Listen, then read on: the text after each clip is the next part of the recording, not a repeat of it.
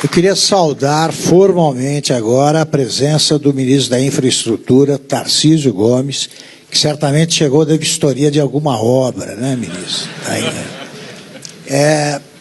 Eu queria, ministro, aproveitar agora e já passar a palavra e repetir, fazer o mesmo pedido que eu fiz aos demais participantes dos nossos painéis. Eu queria que você dissesse, em 5 minutos, quais foram as 3 realizações, ou os 3 projetos, enfim, as 3 ocorrências aí que o deixaram mais feliz nos últimos 7 meses, pelo avanço que isso representa para o país. Em 5 minutos, com a palavra, está o microfone aí. À vontade, ministro. Bom dia a todos. Acho que é difícil escolher 3 coisas, ou 4, ou 5 que tenham me deixado feliz, porque eu tenho felicidade todos os dias, né? E é por isso que eu digo que eu tenho me tornado evangelista. Eu venho para cá sempre, vou nos lugares pregar o evangelho, levar a boa nova, né? E é o que nós estamos fazendo. Olha, eu fiquei muito feliz mesmo. Tomei até um porre no dia, quando a gente leiloou a ferrovia Norte-Sul, porque foi um parto de porco-espinho. E o porco-espinho nasceu bonito, nasceu gordinho. E isso representa o início de uma transformação em termos de multimodalidade, né? Representa o início de transformação ou de mudança de matriz de transportes. Então, um negócio que a gente pensou lá atrás, e infelizmente no Brasil você remove muito obstáculo para fazer determinados leilões. A gente comemorou o leilão dos aeroportos, sensacional. Primeira vez que testamos aqui no Brasil o modelo em blocos, modelo que nós importamos de alguns países que já utilizam. Percebemos uma coisa importante: apetite. As pessoas, os players vieram agressivos. Isso significa o seguinte: estão confiando na condução, confiam no Brasil, confiam no que está por vir. E vão confiar cada vez mais, porque mais coisas boas virão. Então, nós tivemos lá um leilão extremamente bem sucedido, operadores novos, europeus, e eu fico pensando o que vai ser do Nordeste agora, com um operador alemão em Fortaleza, um operador francês em Salvador, um operador espanhol, que é o maior operador do mundo, em Recife, e esses caras vão brigar, vão competir, vão querer trazer empresas, né, para estabelecer novas rotas, fazer hubs nos seus aeroportos, e a competição vai beneficiar sobretudo o usuário. Então isso é muito bom. Removemos uma barreira estúpida que era aquela do capital estrangeiro para as companhias de aviação. Então hoje está aberto e todo dia a gente conversa com um novo player, um novo entrante que quer se estabelecer no mercado nacional, e isso é competição que vai vir. Então, e que a gente fica feliz que para fazer o leilão dos aeroportos, bater um martelo lá na bolsa, as pessoas às vezes não sabem, mas nós removemos 15 ações judiciais para frente. O maior ágio já registrado no leilão. Foi, percentual foi. Então, é sensacional o que está acontecendo. E outros leilões virão. A gente não se dá conta, mas o Brasil tem o maior programa de concessões de infraestrutura do mundo. Não tem nenhum país que esteja oferecendo tantos ativos para iniciativa privada como nós estamos oferecendo. Ora, vão ser mais 41 aeroportos, e nós vamos conseguir fazer, e vamos fazer bem, tenho certeza. Serão dezenas de arrendamentos portuários. Existem interessados para tudo isso? Existem, não tenho dúvida. Os nossos ativos são bons, a remuneração é interessante, e nós estamos removendo riscos. Quando a gente fala dos riscos com os investidores lá fora, e eles ficam, poxa, mas é a segurança jurídica, a gente tem medo do excesso de judicialização. Nós estamos fortalecendo a arbitragem. Vão ter um decreto de arbitragem daqui a pouco. Então, os mecanismos de solução de conflito por dentro dos contratos vão ser cada vez mais eficientes.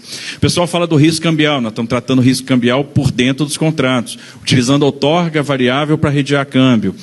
Nós vamos mudar o sistema de tributação nas operações de swap, né? Ao invés de fazer tributação em cada liquidação, deixar só para o final da operação. Nós vamos dar mais clareza para a questão do ganho de capital, da tributação do ganho de capital, daqueles recursos que vêm de fora.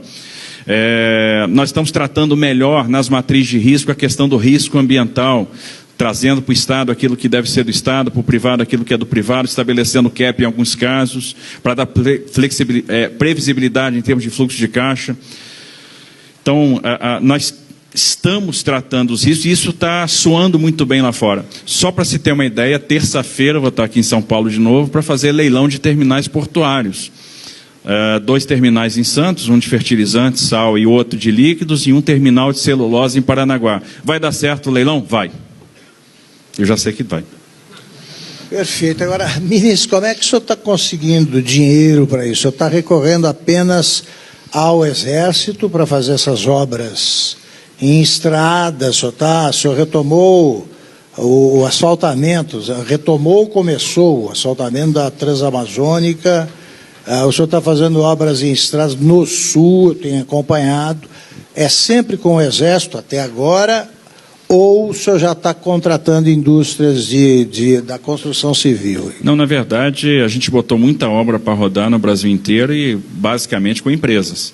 O Exército está em 3 obras, está lá na recuperação da BR-222 no Piauí, de Piripiri para Batalha, está fazendo a pavimentação da 163 Pará e andando muito bem. Né, já fizemos, né, desde quando o verão começou, avançamos bastante. Estamos chegando quase na metade da minha meta, que é chegar com asfalto até Miritituba no final deste ano, né, acabar com nunca mais vai ter atoleiro lá na BR-163. É aquela que dava a mesma manchete todo ano. Todo ano, pois é, não vai ter mais essa manchete ano que vem. Acabou. Outro dia eu estava num evento, e aí o moderador levantou a bola para eu cortar. Né, eu adoro isso. O cara chegou e perguntou para mim o seguinte: quanto tempo, e estava o Rodrigo Garcia também, o vice-governador de São Paulo, quanto tempo nós vamos levar para perceber uma infraestrutura de primeiro mundo, com aqueles trens bonitos e aeroportos e não sei o que e tal? Vocês acham que a gente vai chegar naquele nível europeu em 50 anos, em 40 anos, em 30 anos? E o Rodrigo Garcia disse assim, e eu já estava armado igual um potó para responder, o Rodrigo Garcia disse assim, não, talvez 30 anos, talvez não leve 50, porque a coisa está sendo feita e tal, e ele perguntou para mim, quanto tempo? Eu, 3 anos e meio. Mas é isso. Observe, o que nós vamos fazer nas ferrovias. Licitamos a Ferrovia Norte-Sul, 3 bilhões de reais em 1 ano e meio, para ligar Santos a Itaqui. Então, uma ferrovia que nasceu para transportar commodities, daqui a pouco vai estar fazendo carga geral, carga containerizada, a gente vai começar a ver container subindo de Sumaré para Anápolis, descendo de Anápolis para Sumaré, double stack, que era uma coisa que a gente não tinha no Brasil, como já está acontecendo de Rondonópolis para Sumaré, para Santos. Ministro, ela estava em construção desde 1988. 7. Desde o século passado. Desde 1987. Ela foi pensada primeiro por Pedro II, então ela é bem antiguinha. E agora nós estamos concluindo, né? Nós vamos fazer a ferrovia de integração do Centro-Oeste. Pô, e como que a gente vai fazer a ferrovia de integração do Centro-Oeste porque não tem dinheiro? Ah, simples. A Vale nos procurou e queria a prorrogação do contrato da Estrada de Ferro Vitória-Minas. Beleza, ok, vamos fazer a prorrogação. A gente muda a regulação no contrato, traz uma regulação mais moderna e mais. Aquela outorga que você ia pagar para o Tesouro, você vai construir para mim uma ferrovia, vai me entregar o ativo pronto. O ativo, quando estiver pronto, é de quem? É da União. Então eu vou estar ligando Água Boa, no Mato Grosso, a Mara Rosa, em Goiás. Vou ligar o Vale do Araguaia, que é uma área ali que tem um potencial de produzir 16 milhões de toneladas de grãos. A gente vai captar 8, 10 na ferrovia. E aí jogar isso na Norte-Sul. E a ferrovia é da União. Quando a ferrovia estiver ficando pronta, o que a gente vai fazer? Vamos licitar a operação dela. E quando a gente licitar a operação, aquilo que tinha o valor presente líquido negativo, em função do risco de engenharia, em função do risco ambiental, etc., passa a ter VPL positivo. Ou seja, a gente faz uma ferrovia, fica com a ferrovia e ainda põe uns 3 bi de outorga no bolso. Olha que legal. E vamos ter mais uma ferrovia. E a gente vai...